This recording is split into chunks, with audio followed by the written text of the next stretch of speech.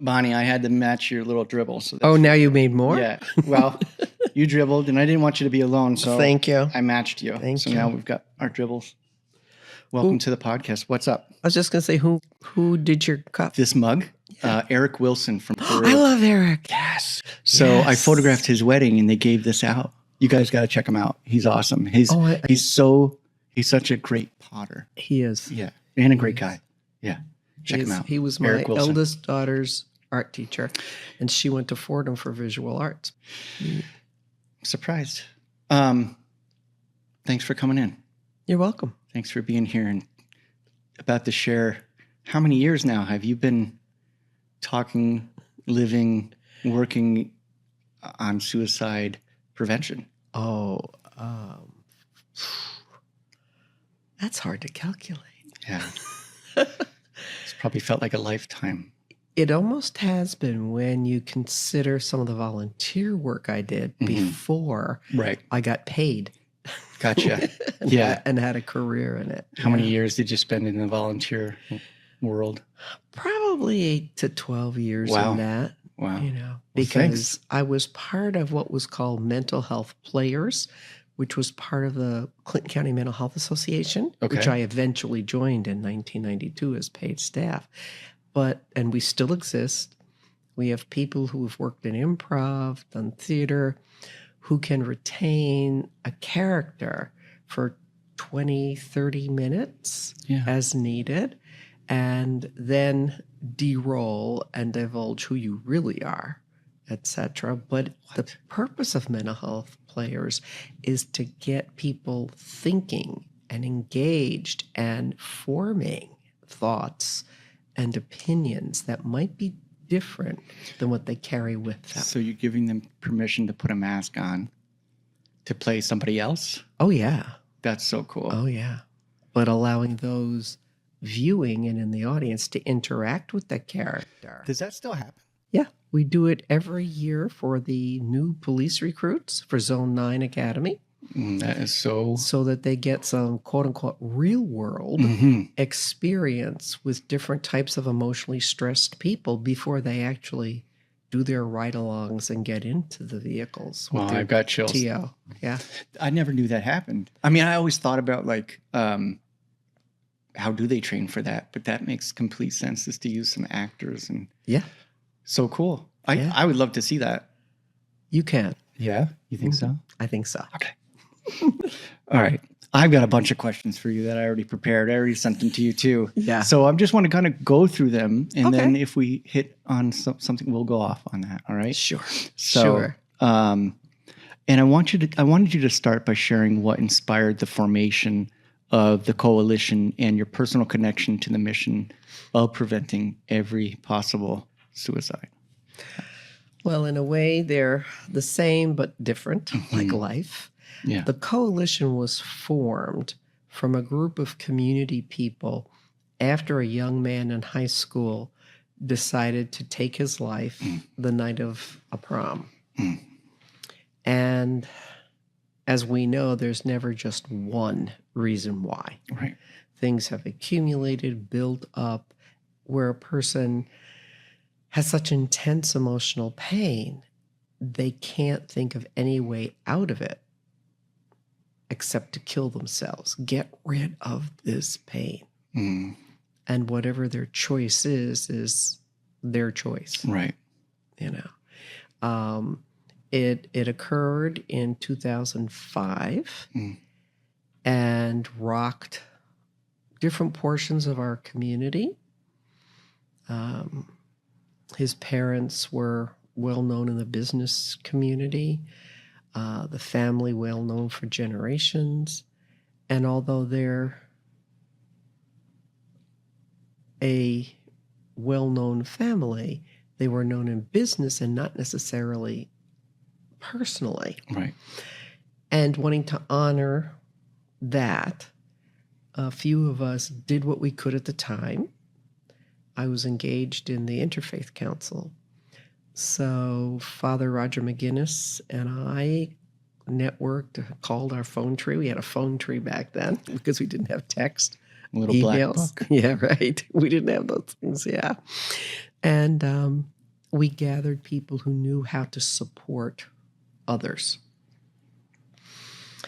And we did that in the middle school here in the city. And we realized it was not just students or friends of the younger family, but there were adults who also needed to talk.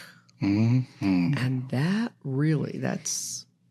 was 20 years ago, more than 20 years ago now.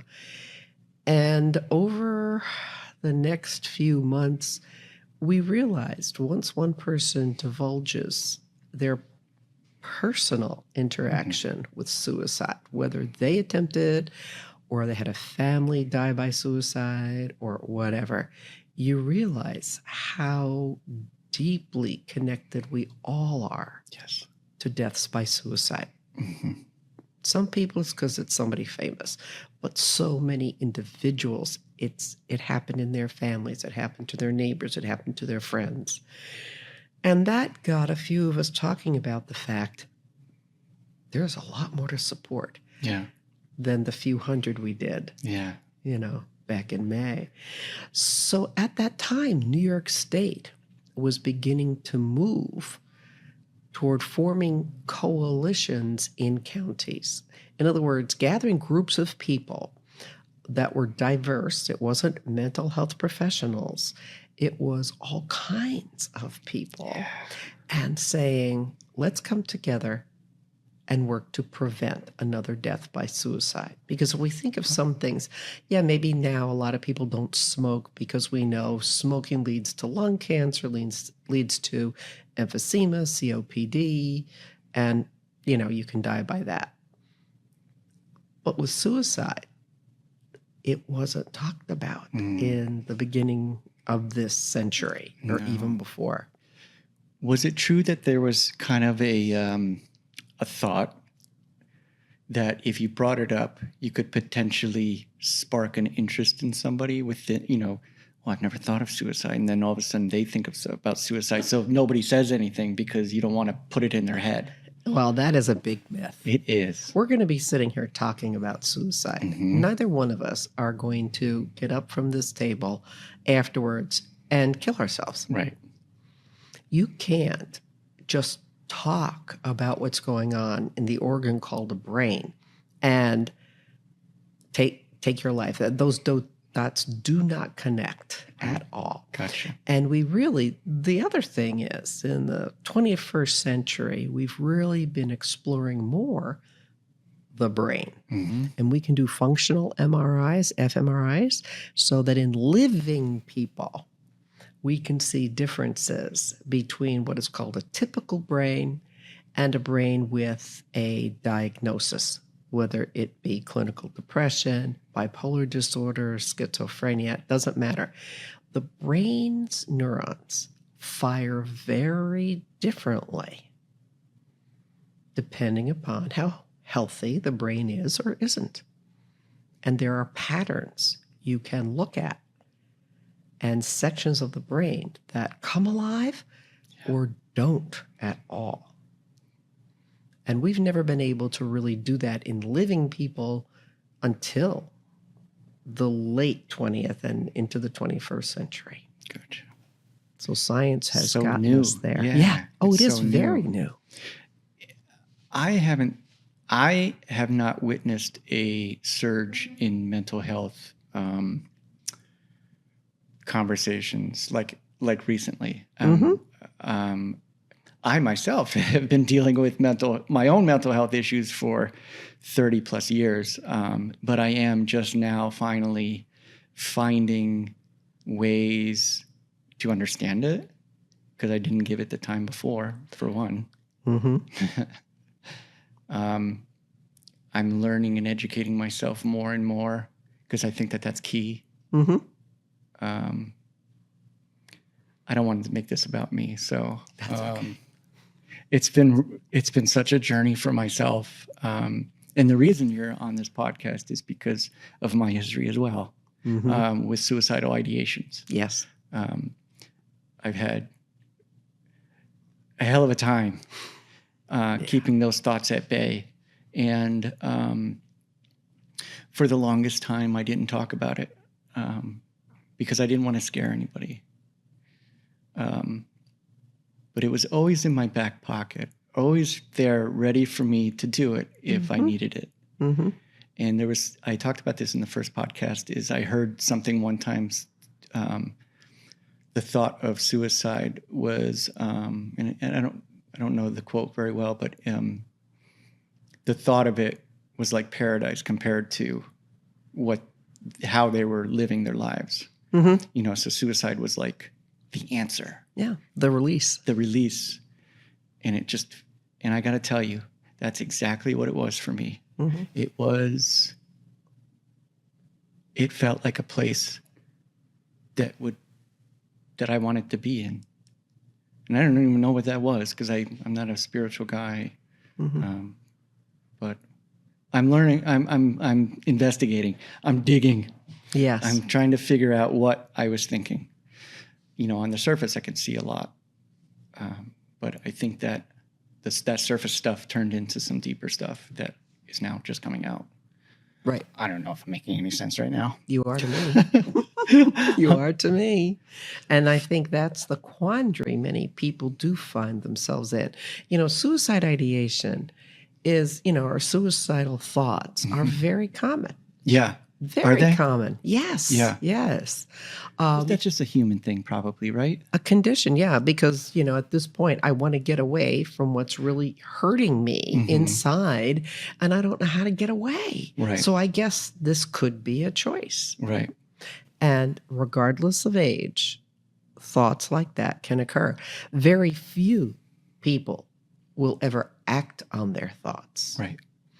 And that's what we want to do with the coalition and with the various trainings that we offer the community right now for free. Any training will not cost a business, an organization, a group, any money.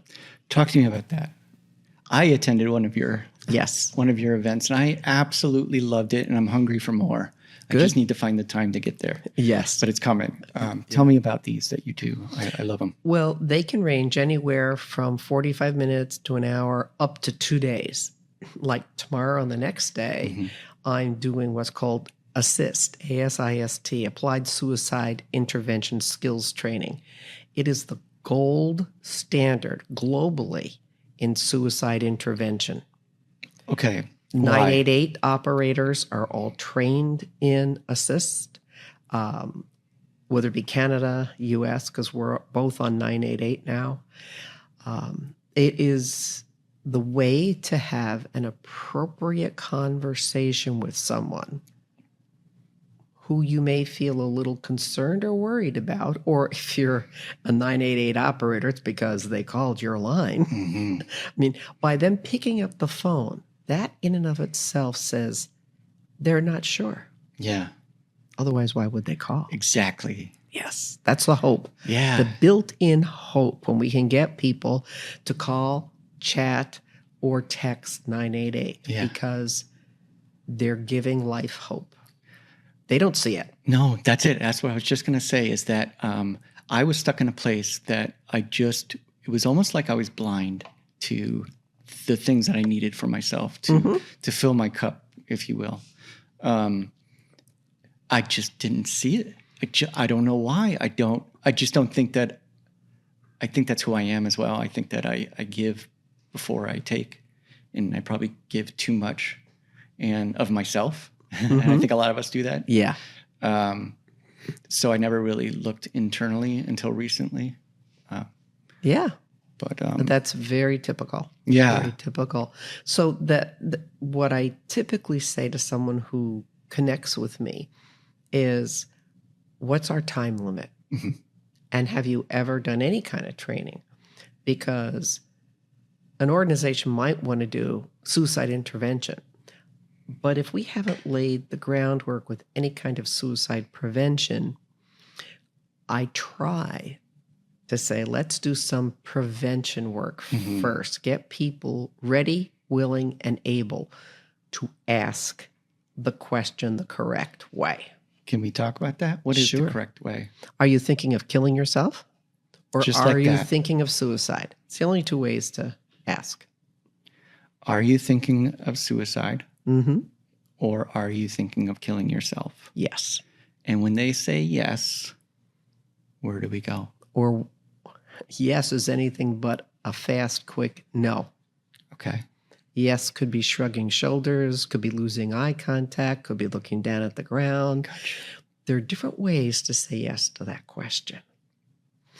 And then, as we teach in ASIST, you follow up with, can we agree that our focus is talking about suicide? Mm-hmm. In other words, get them to do that verbal handshake agreement. Yes, Right. we're going to be talking about suicide. Yeah. And you do that for a couple of reasons. One, so that they understand you're comfortable with the subject. Mm-hmm. You're not going to run away. You're not going to say, oh, call this number and I'll see you later. Right. Hope you do okay. Right. You're ready to walk in the mud with them Mm-hmm. because it's going to be muddy. And when you're walking in the mud, sometimes you're sitting in the mud. But the person with the thoughts is the one who's in control of talking, of moving forward or moving backwards. Wherever that person goes, you as a trained person know, I'm here, I care. I'm going to try to understand what brought you to this. Mm-hmm. And I'll help. That's why you're here. That's why every time I see you out in the public, I'm just really impressed by you. Thank you, Damian. Thank you. People have said, are you still working full time? And I'll say, oh, no, I technically retired a little over 3 years ago at this point. And they'll go, but you're always doing something and training somebody. And yeah, because I just have a passion for this. You do. My belief, and until I lose the passion or no longer am capable of doing it well, I believe if one person in each workshop can save a person today, and that's just to keep safe for now. I'm not saying keeping somebody safe forever, never, never, because the philosophy in everything I train is keep people safe for now. Now could be 5 minutes. Now could be 5 days. Now could be 5 years. We never know.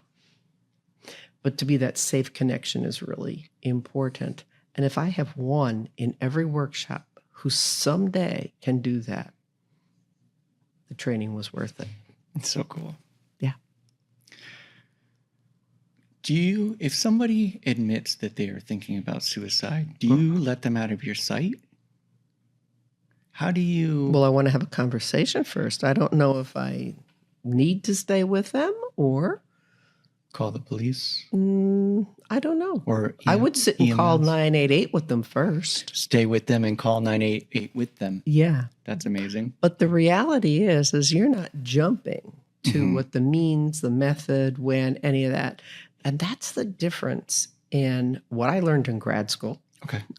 And what so many professionals have learned and what the ASIST model is.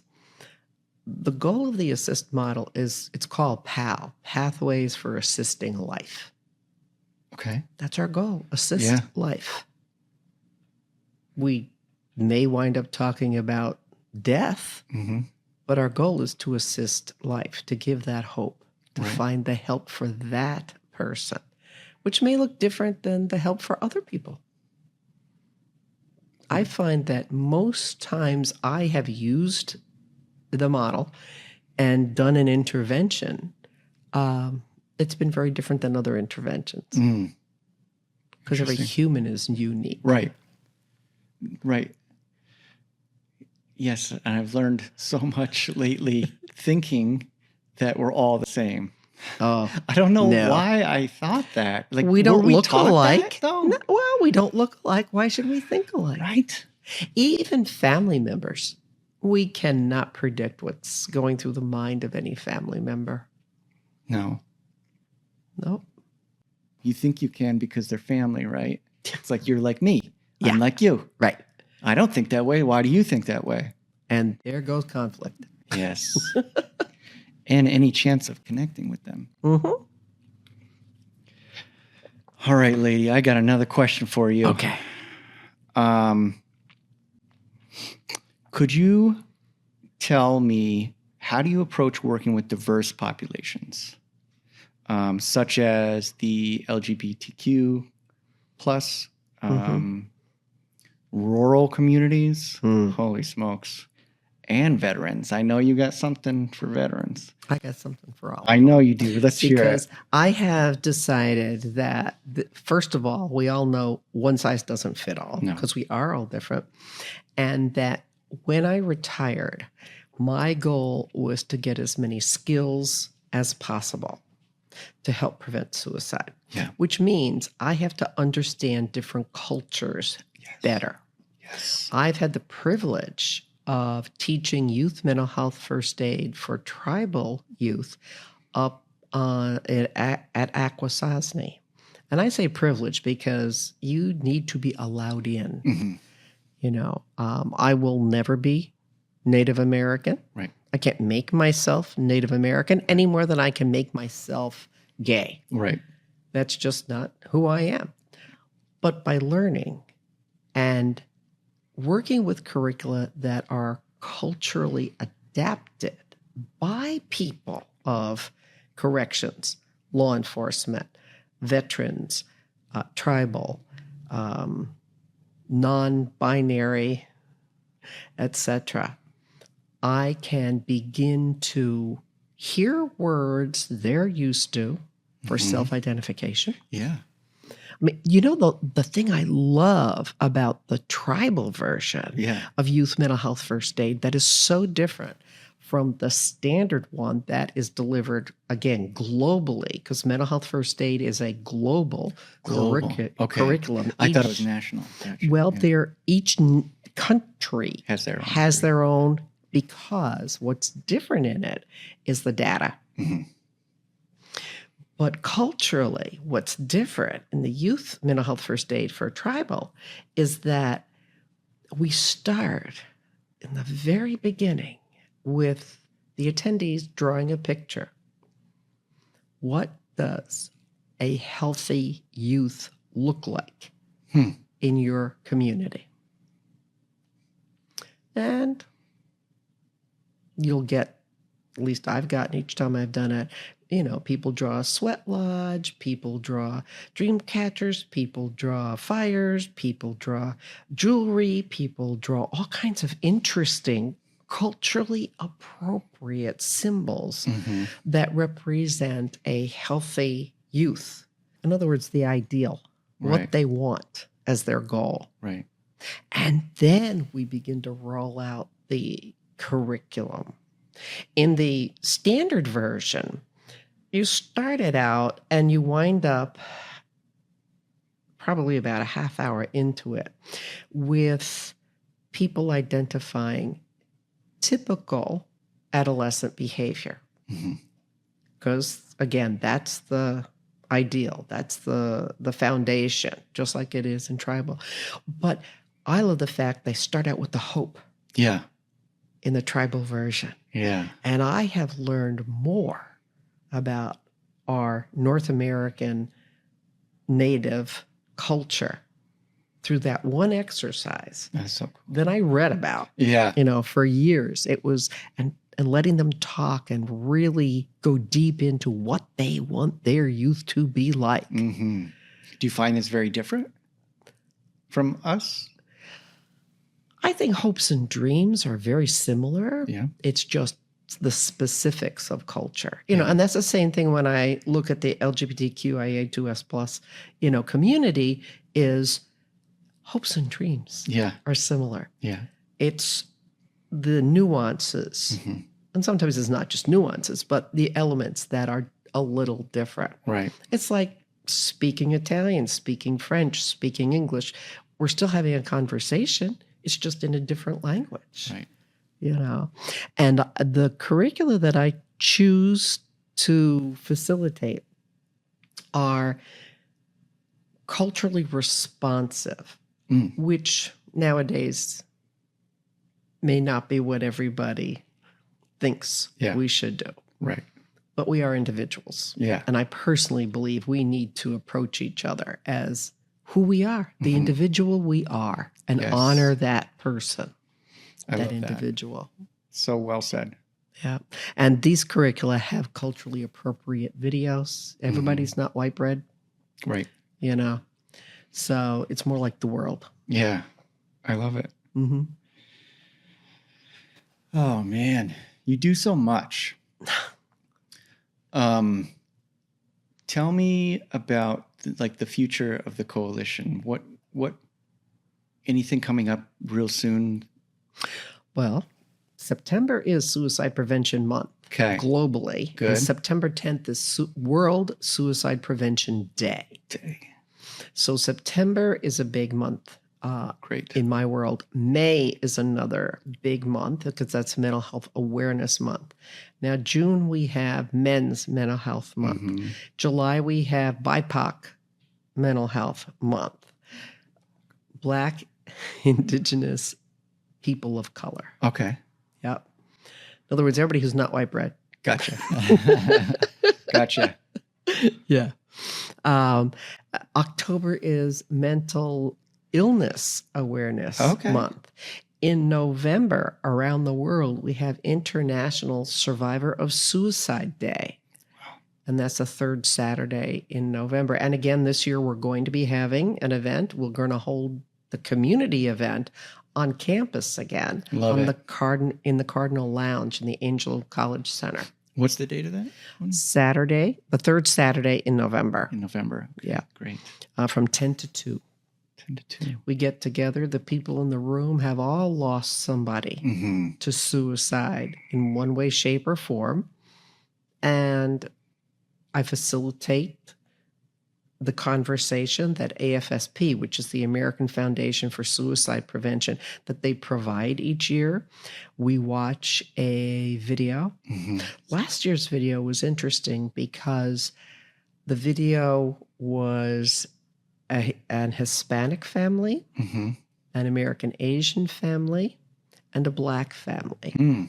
Stayed away from the white people. Stayed away from us That's guys. fine. Yeah, yeah. Let's show us. And although the entire attendance, sans one person, was white bread, everybody connected with the emotions. I bet. And learned something about culturally what the stigma was in that culture, but more so how the life was celebrated in that culture.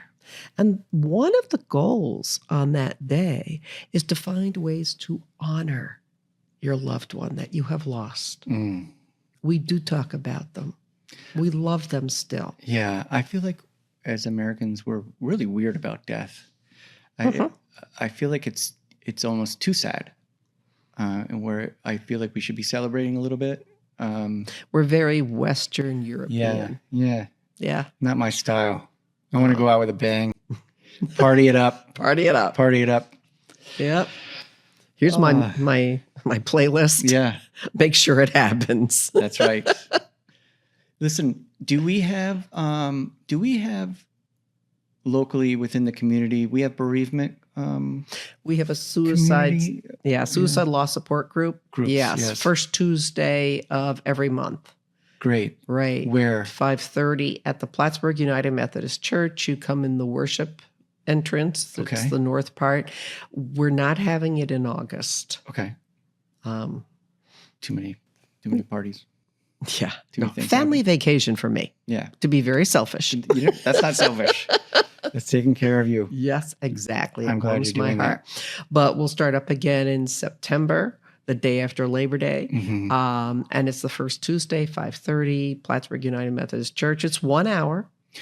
Walk us through what happens. What happens? So you walk in. You walk in. Everybody looks at you. No. Everybody really is standing around to begin with. Okay. There's materials that I have on the table. Great. And then we gather. We gather in a circle.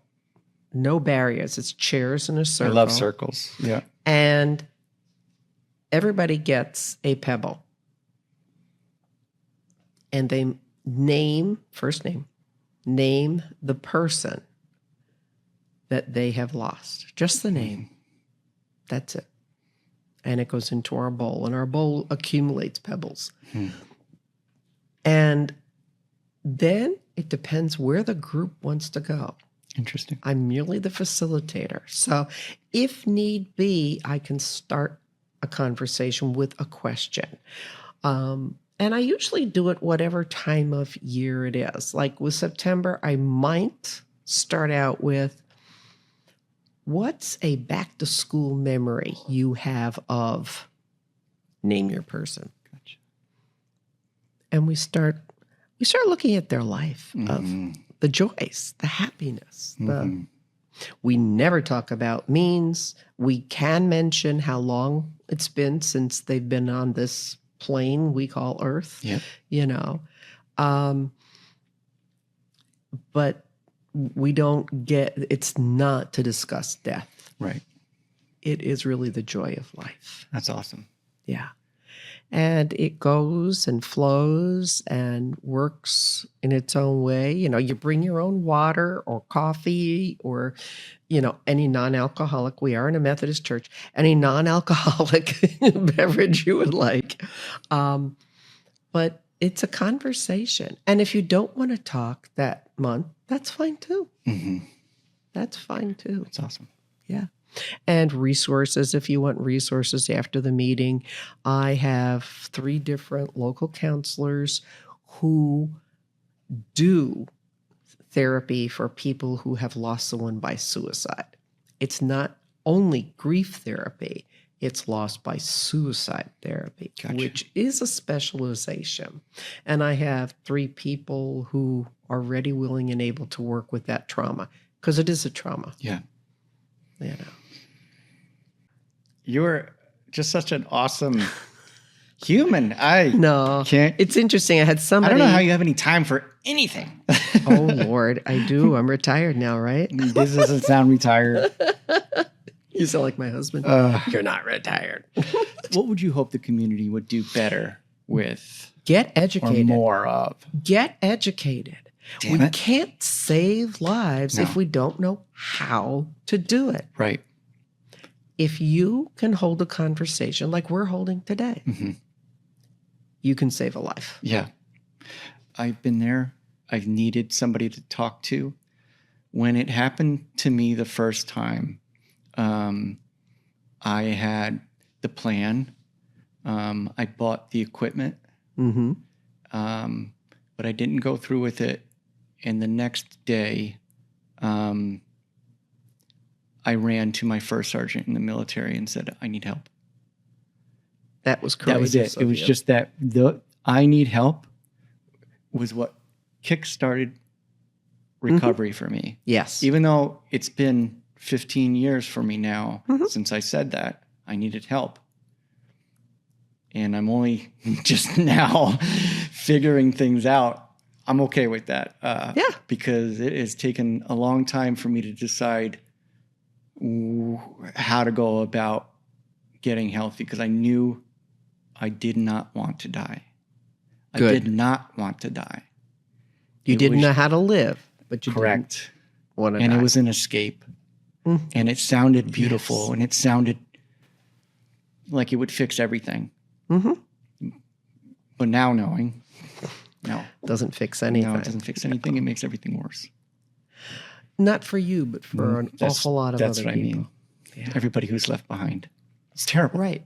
And the thing is when you're in the moment, you cannot see that. No. Typically, as I say in some of the trainings, we have 180 degrees peripheral vision. For someone who is in the throes of not being well, that vision begins to narrow and narrow. Yes. And we get down to about 1 or 2 degrees of vision, tunnel vision. Yeah. The only thing we see, we think, is the way out, which is suicide. That's sitting there in front of us.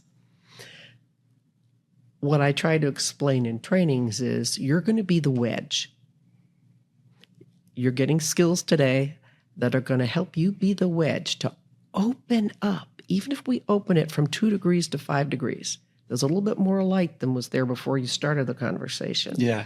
The longer you can stay in conversation and listen, not fix it, but just listen, the person themselves will open to 8, 12, 25 degrees.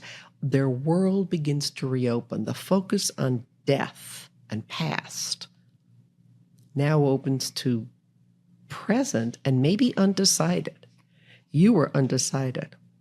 When you said, I need help, well, you were past undecided. You wanted to live. Yeah. But getting to I need help was all night long, you being undecided. Mm-hmm. And as that vision opened more and more and more, you got to the point, maybe it was 35 degrees, 40 degrees, to say, whoa, Yeah. this may not be the answer. I need help. Yeah.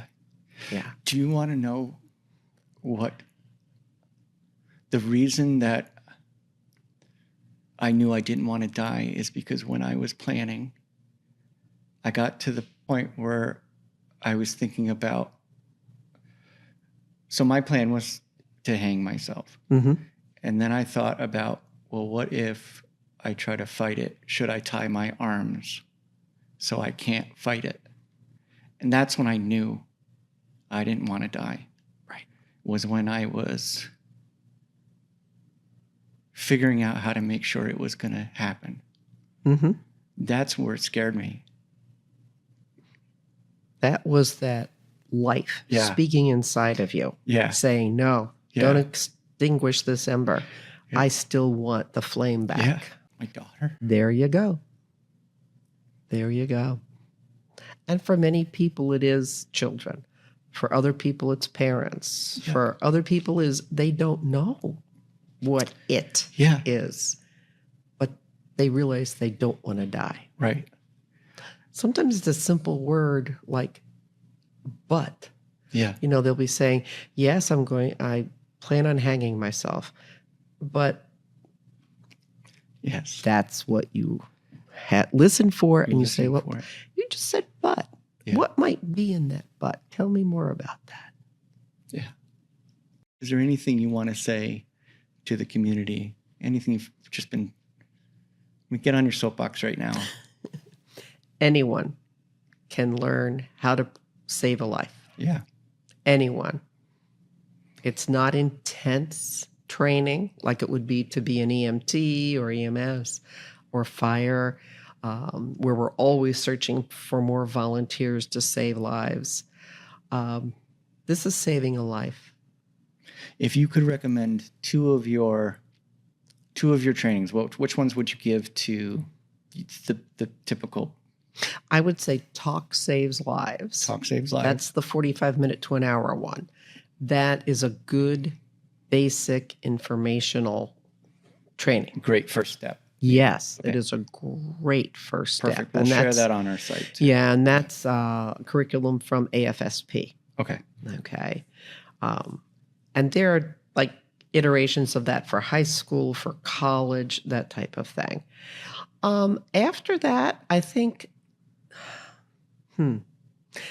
time constraints are what people have. So I think the 3-hour SafeTALK, which is by LivingWorks, the same company that does ASIST. Okay. That's a good beginning to really say and practice and work with the way to start the conversation, and then learning how to do a warm handoff and, put them out. Now for schools, New York State Office of Mental Health has some wonderful curricula. Suicide Safe Schools for teachers and staff, that's a 1 hour.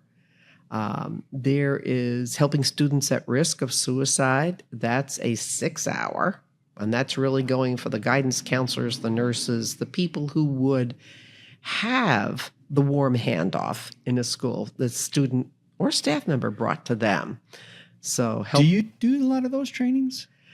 I within wish the I did schools? more. I wish I did more. Okay, It's very challenge. hard. Challenge. Very hard to get in because Okay. there's so much mandated. And even though mental health education is mandated and mental health training for teachers and staff is mandated, when you have a person who submits the checklist of we do this, this, this, and this without substantiation when and how it was done, Gotcha. Gotcha. But I can provide more than just the answer to a checkbox. Yeah. I can give capacity. What's your jam? What age group is your jam? Oh, wow. That's interesting because I can be very malleable. Yeah. Whomever needs it. Yeah. I'm into that right now. I can see that. You know, it could be veterans. It Yeah. could be law enforcement. It could be students, teachers. It Yeah. could be the wider community, older adults. I've got mental health first aid for older adults, for rural community. You want to get the 4-H and their parents together? Yeah.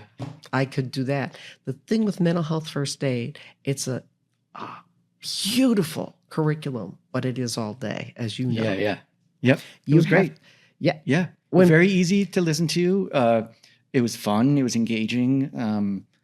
You taught it. You got this manual? Yeah, I got a manual. Yeah. You can refer to all the time. It was great. Very easy. Mm-hmm. Yep. And when I left, I felt really good. Good. I felt like I learned the things that I went there for. And you had new skills. New skills, for sure. For sure. I mean, I think anybody can take at least one thing away from that talk. It was awesome, and I do recommend it. Good. Where can people find out how to go to these things? Is there like one source to get Bonnie? Yeah. Go to, on Facebook, the Clinton County, New York Coalition to Prevent Suicide. You can DM That's Bonnie me. Black. Well, you can DM me through it. Yeah. That is I'm you. the administrator on the Facebook page. Perfect. Although other people can post and everything else from our coalition. Yep.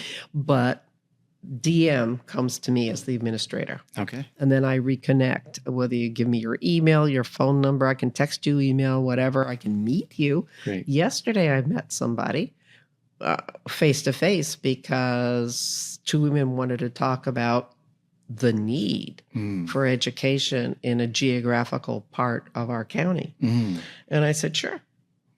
Rolled out some stuff in front of them, gave them some immediate ideas they could act on. Awesome. They're going to get lots of 988 paraphernalia and toys. Good. And thanks to the Office on Mental Health and SAMHSA, I can still provide people with that. Awesome. I still got my wristband. And I saw your 988 poster when I walked in. Thank you. Yes. You never know. Thank you. Come on. But you never know who, Yeah. for that person who needs to see that today. Mm-hmm. Yeah. Life isn't what I thought it was. I had it all wrong. I know why I had it wrong now through therapy. Mm-hmm. I can't recommend therapy enough. Good. Good. But I hope that everybody can do what I've done and figure it out. And if you can't, we've got you. To And help you're gonna help you us. learn. Yes. To point us in the right direction Exactly. and to educate. And thank you so much for being you. And thanks for coming on the show. You're welcome. We'll have you back for Okay. sure. All I right. love talking to you. Thanks, Damian. Okay. Okay. And then it goes black. Yeah.